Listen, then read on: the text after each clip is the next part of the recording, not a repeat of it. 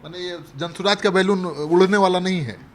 एक भी सीट पर जमानत बच जाए तो मैं उसको बड़ी उपलब्धि मानूंगा।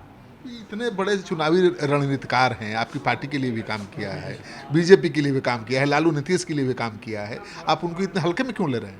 हम उनको हल्के में तो नहीं ले रहे हैं, जो वास्तविक स्थिति है उसको मैं बयान कर रहा हूँ।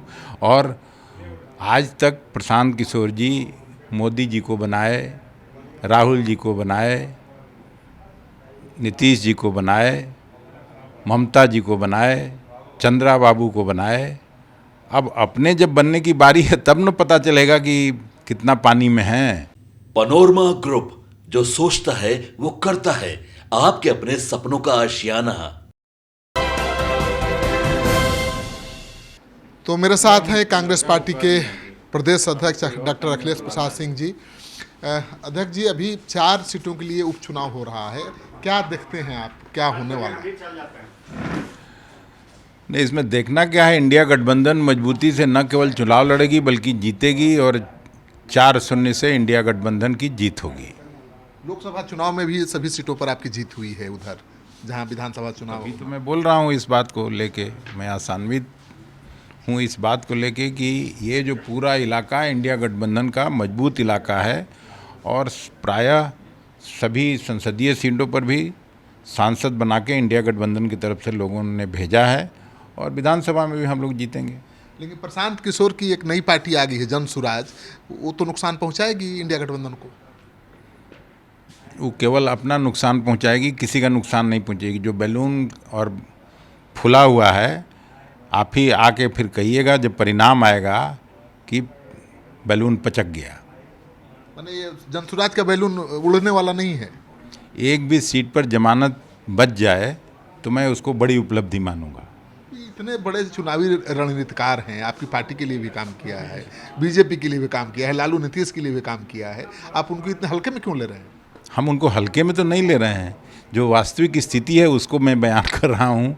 और आज तक प्रशांत किशोर जी मोदी जी को बनाए, राहुल जी को बनाए, नीतीश जी को बनाए, ममता जी को बनाए, चंद्रा बाबू को बनाए।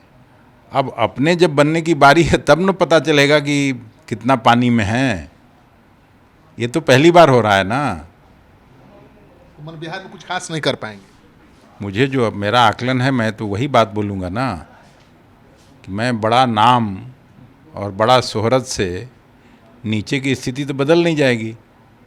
नीचे क्या बिहार की स्थिति है वो आप भी समझते होंगे, हम भी समझ रहे हैं। और परिणाम आने दीजिए, फिर मुझसे बात करिएगा। अच्छा, 3 सीटों पर 3 में से 4 सीटों में से एक भी सीट पर आपकी पार्टी नहीं लड़ रही है? पिछली बार भी हम लोग नहीं लड़े थे, लेकिन हम लोग चाहते हैं कि इमामगंज की सीट कांग्रेस को मिले।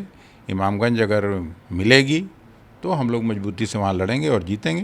बातचीत चल रही है तो बातचीत तो चलती ही रहती है ना। आप तो ले ही लेते हैं लड़ भिड़ के।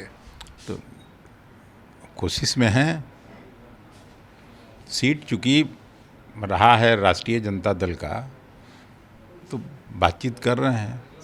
शराबबंदी है बिहार में और जहरीली शराब पीकर फिर मर गए 50 लोग, पहले भी मरे थे 70 लोग, ये क्या हो रहा है? भाई, शासन प्रशासन के लोग कान में तेल डाल के जब सोएंगे तो यही स्थिति होना है। शराबबंदी का मतलब है कि आधा छटाक भी किसी के घर में और किसी व्यक्ति के पास शराब नहीं पहुंचना चाहिए, और वो भी जहरीली शराब। उसी इलाके में गोपालगंज में कुछ दिन पहले इतना बड़ा हादसा हुआ था, अब सिवान में ये घटना घटी है। तो एक तो तुरंत 25 लाख का मुआवजा मुख्यमंत्री जी को घोषणा करना चाहिए। सभी गरीब लोग मरे हैं, मुसहर जाति के लोग मरे हैं, अत्यंत पिछड़ी जाति के लोग मरे हैं, बैकवर्ड क्लासेस के लोग मरे हैं। तो उनको तुरंत 25-25 लाख मुआवजा मिलना चाहिए, और जो लोग अस्पताल में हैं उनको इलाज का व्यवस्था करना चाहिए।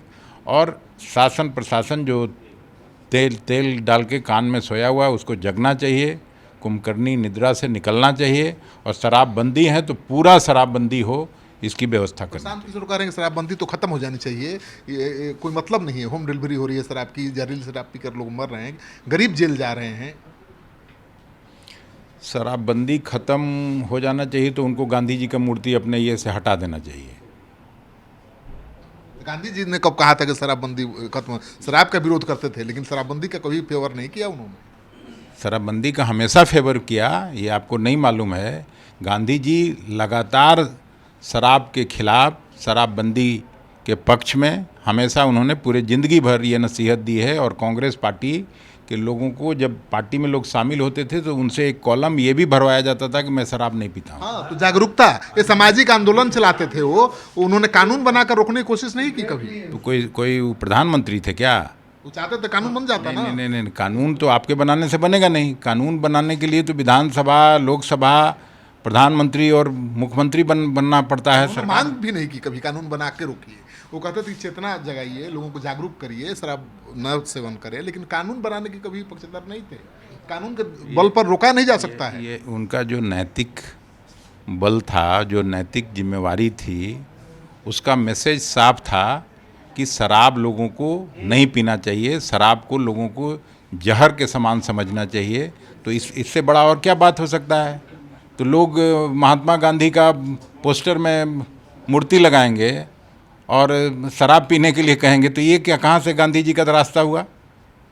तो शराबबंदी ठीक है बिहार में जो है जायज? बिल्कुल जायज़ है, बिल्कुल जायज़ है। कितनी महिलाओं से जाके बात करिए, कांग्रेस पार्टी कभी भी शराब पीने को नहीं कहेगी। इस विधानसभा चुनाव में कांग्रेस की भूमिका बड़ी होगी पहले से, या? कांग्रेस बड़ी पार्टी है और भूमिका हमेशा बड़ी ही करती है। बिहार में बड़ी पार्टी नहीं है। बिहार में तो ज़्यादा सीटों पर आरजेडी ही लड़ेगा ना। तो इसी तरह का बात तो आप करते थे। हम लोग तो जीत गए 3-4 सीट। पार्टी का जनाधार बढ़ा है। 30 लाख की जगह इस बार 40 लाख से ज़्यादा वोट आया है। 7% से 9% पर हम लोग पहुँचे हैं। लोकसभा की सीट बढ़ गई है। लोकसभा की सीटें बढ़ गई, तो और कैसे बढ़ना होता है? विधानसभा की सीटें बढ़ेगी इसी तरह? निश्चित रूप से बढ़ेगी। कितनी सीटों पर कांग्रेस लड़ेगी? अब कितनी सीटों पर लड़ेगी ये अभी बताने का है। थोड़ा सा संकेत दे दीजिए। इतना जरूर कह सकते हैं कि कम से कम 50 सीट कांग्रेस पार्टी के खाते में आएगी, विधायक। तो आपने सुन लिया, अखिलेश जी ने बड़ा दावा कर दिया। इन्होंने कहा कि 50 सीटें कांग्रेस के खाते में जरूर आएंगी। 50 विधायक कम से कम जिता के कांग्रेस पार्टी लाएगी। लड़ेगी कितना सीटों पर? अब लड़ेगी जितना लड़ी थी। तो 70 सीटों पर कांग्रेस पार्टी लड़ी थी। इस बार उससे कम सीटों पर लड़ने को प्रदेश अध्यक्ष तैयार नहीं है, और इनका कहना है कि 70 लड़ेंगे तो 50 से ज़्यादा सीट जीत कर भी आएंगे। मतलब इस बार जो बिहार में महागठबंधन की सरकार बनेगी तो उसमें अहम भूमिका कांग्रेस की नजर आएगी।